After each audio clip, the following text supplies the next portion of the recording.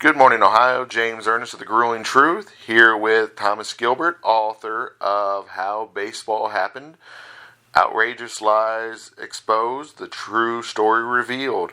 Thomas, thank you for joining us. Well, glad to be here. So, tell us all about Abner Doubleday and how he invented baseball. Well, I would, except he didn't.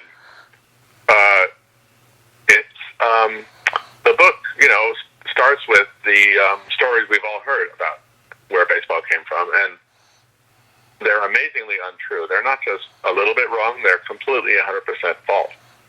Oh, wow. And that's part of the story. Yes, it's part of the story. So, how about Alexander Cartwright? Did he play a role? Less ridiculous, but also about 98% false. Oh, wow. Okay, how about John Thorne?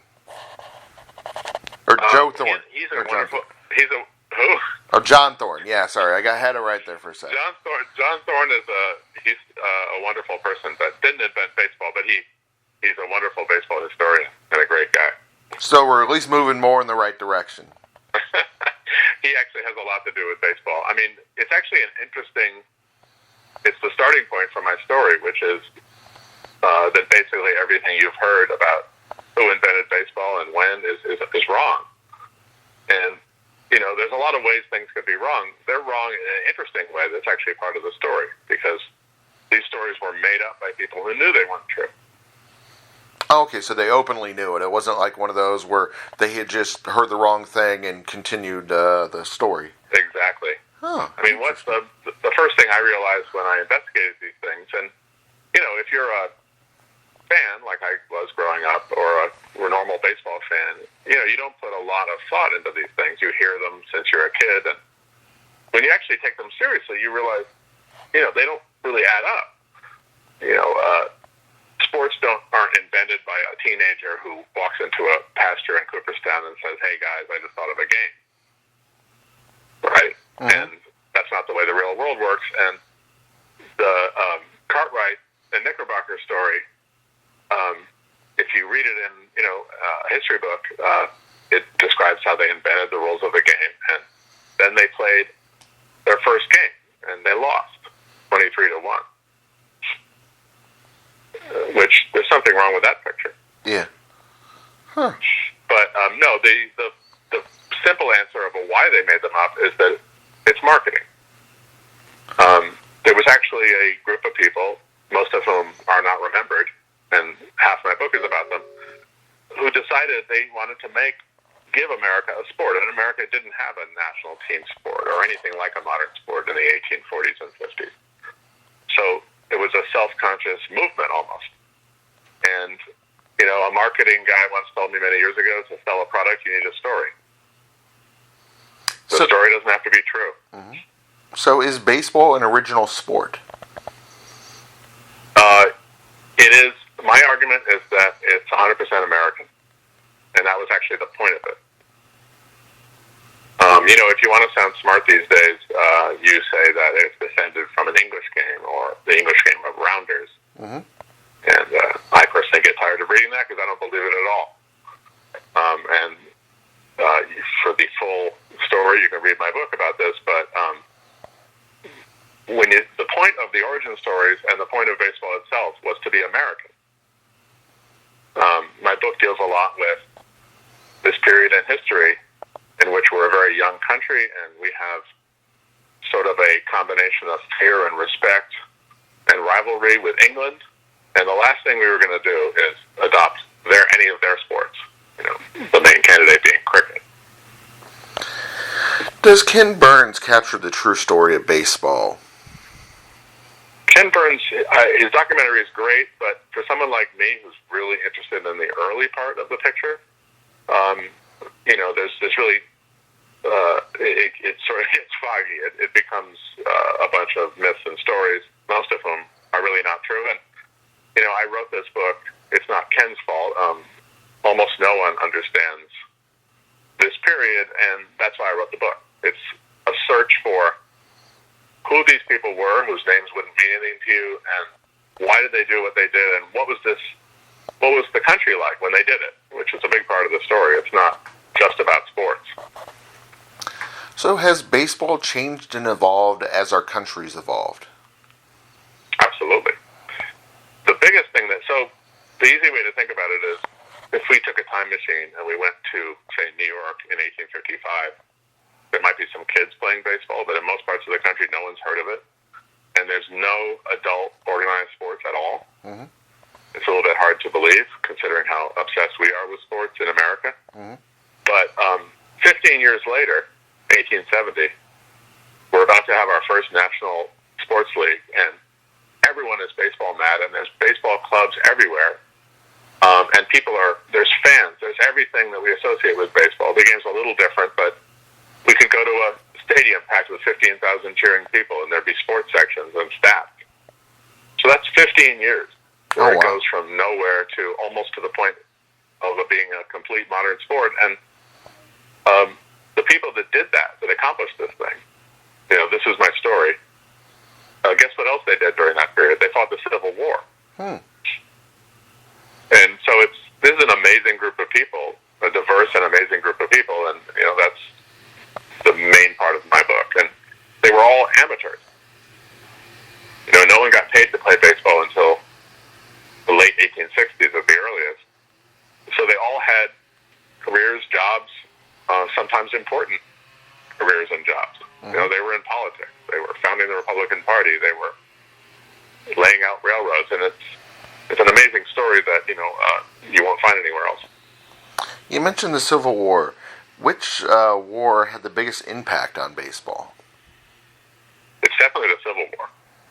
Because by the time of later wars, the baseball was established as the national game. And what the Civil War did, and this is a tricky subject for historians, but what I argue is that it didn't spread the game to the South. And there was some baseball in the South, but baseball started as a phenomenon in northeastern cities. New York, Philadelphia, Boston. What it really did was it's mixed 400,000 New Yorkers with the main body of the Union Army, which is another 2.6 million people over the course of the war. So if you were from Wisconsin or Indiana or Ohio, you're interacting with lots of New Yorkers, and war has long periods of dead time, and a lot of baseball was played. So it seems like both the first official teams weren't correct. So the Knickerbockers and the Reds weren't really the first. The Knickerbockers, they were sort of used as a brand, and I tell the whole story in the book. But they were looked up to, but they were not in any sense the first club, and they didn't invent anything. Their rules are not original. They accomplished things, so they didn't. The story has been completely twisted. The book ends with the famous Cincinnati Red Stockings. The 1869 undefeated team, the one that major leaguers all wore a patch last season commemorating. Mm-hmm. It ends with the truth about that team, which is also quite a bit surprising. That team is remembered as it's usually called the first professional team, the first openly professional team. You've probably heard this. Yes. Oh, definitely. But it's really not any of those things. Baseball was becoming professional at that time. One by one, I look at all these supposed firsts, and they're not true. And it was a great team that did amazing things. They were historic. They were the first team to travel to the entire country.